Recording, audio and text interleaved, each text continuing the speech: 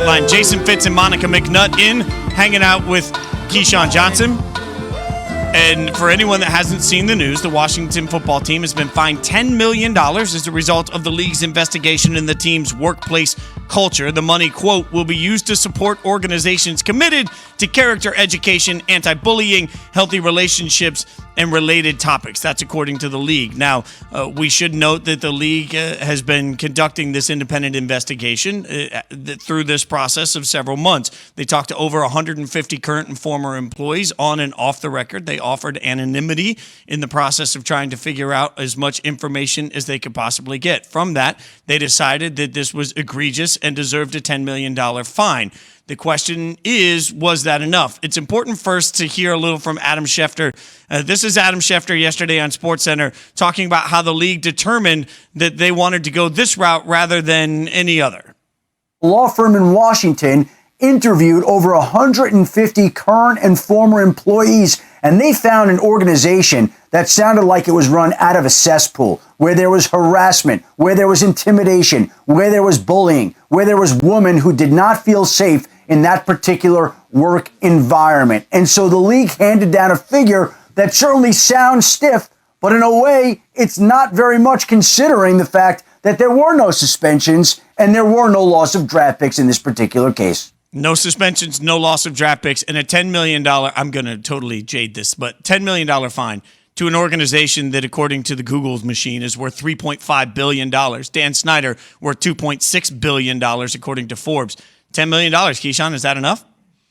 No, it really isn't. That's somewhat of a walk in the park because it's $10 million, but when you start writing it down and playing with it and taxes and doing different things from a corporate standpoint, that ain't even $10 million. It's less than that. The Washington football team, previously the Washington Redskins, have obviously gone through so much, and Daniel Snyder, as the owner, has gone through so much. I'm always wondering why the NFL and Roger Goodell, the commissioner, and the rest of the owners didn't a while ago kind of approach the situation differently with allowing other people to step in and purchase the team. All the way from the naming of the football team to where we are today and everything in between. Instead, they allowed Daniel Snyder the opportunity to try and get things right within his organization, bringing in guys like Jason Wright, bringing in Ron Rivera, just trying to get it right, opposed to really being harsh and saying your organization in Washington essentially has given another black eye to the Shield. We don't want you in our group anymore. So you think they should have forced Snyder at some point to sell? I mean, it got so bad at some point. Now we're looking at it still. They had to interview 150 people, man, to try to fix. That's a lot of people to have to talk to about what went on within the organization. Now imagine the people that they didn't interview, that they missed on, or somebody that didn't want to talk to them for whatever reasons. And that, to me, is just like, and I know it's totally different in the NBA than it is in the NFL. And I know it's totally different situation with the LA Clippers than it is with the Washington football team. But Donald Sterling was forced to get rid of that team. It was like, in these circles, people know what goes on. Everybody knew in the NBA that Donald Sterling was a mess. And then eventually it became even worse, and they said, we can't do it anymore. And I'm sure people within the National Football League and within the circles could sniff and smell that something wasn't right.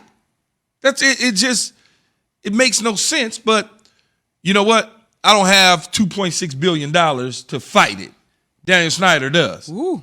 So there you go. So this is, all right, full disclosure. Obviously, that is my home team. I have worked for the organization over the course of my career. And when I think back to Emily Applegate, who was the woman that was willing to go forward and be the voice of all the things that needed to be addressed within this organization, I can't help but think, Key, that part of the reason there has not been a heavier penalty is because owners are all trying to protect one another. Now, I cannot definitely say I'm not reporting that any other organization has this level of issues culturally. But what I can say as a woman in this space is that the stories that I heard from this article, while I didn't witness any of them personally, and thank God I don't have a ton of horror stories from the business, this kind of stuff is pretty common.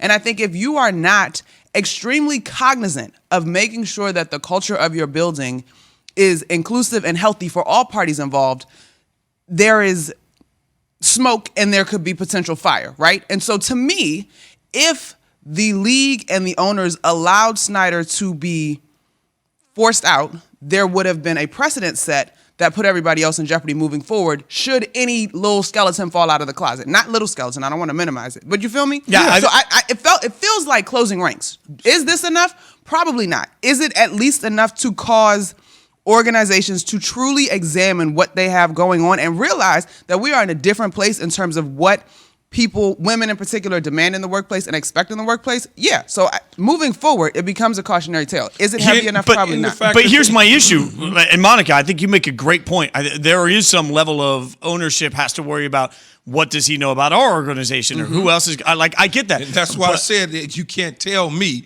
that other owners and other teams around the league can't smell it and see it. But the reason that, to me, $10 million isn't anywhere near enough is because it doesn't hurt the Washington football team long term. They print money in the NFL. I mean, there is their ability to make $10 million is like this. For somebody that bought a franchise in the late 90s for around $800 million that's now worth $3.5 billion, money's never the issue. If you really want to hurt a football team, you have to take away draft equity. You have to punish them in some way that hurts their product on the field long term. Otherwise, there is no message being sent. Help me. Correct me if I'm wrong.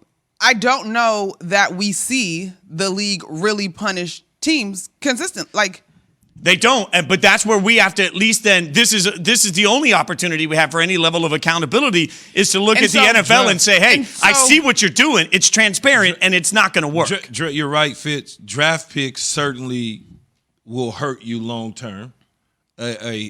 More money from a financial standpoint, more money you put into something, the better things happen within the organizations that you give the money to, because they have money now to do what they need to do with the resource, bring resources in to help. Draft picks certainly would have helped the situation out, I think, in terms of the way people feel about it not being a harsher punishment.